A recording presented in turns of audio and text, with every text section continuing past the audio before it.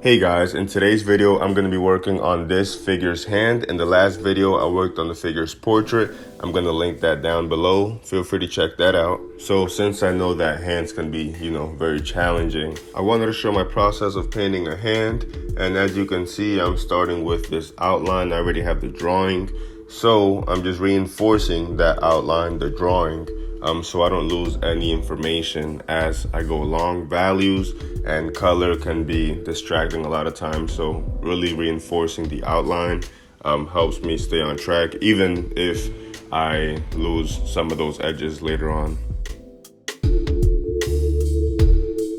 So as usual, I'm starting with the darks. I'm working from the outline into some lighter values, and I really like to start with larger shapes. So I'm blocking in with a larger brush the different value shapes, the different color shapes.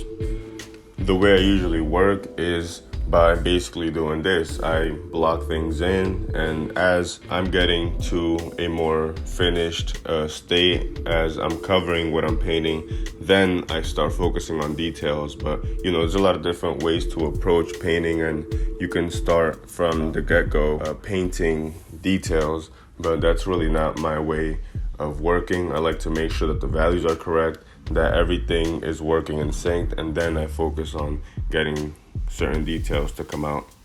And keep in mind that I am working with acrylics, so that makes things a little more challenging compared to if I was working with oils.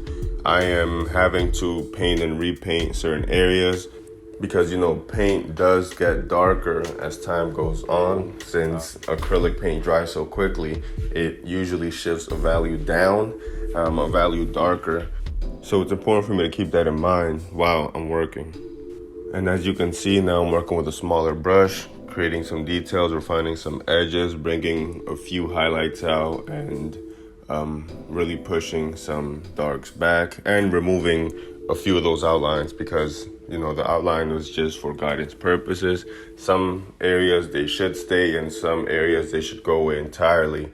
So I just think it's important to keep in mind that the process of painting is something that requires painting over and over and over and over until you get your values correct or your colors, or until you get that thing, that thing that you're searching for. So yeah, I just really wanted to do this quick video of showing this process. I've been painting in acrylics for quite a while, which really forced me to be able to work quickly, even in oil. So I think that's something that really helps my process. If you enjoyed this video, don't forget to like, comment, and subscribe. Thank you so much for joining me today, and see you next time.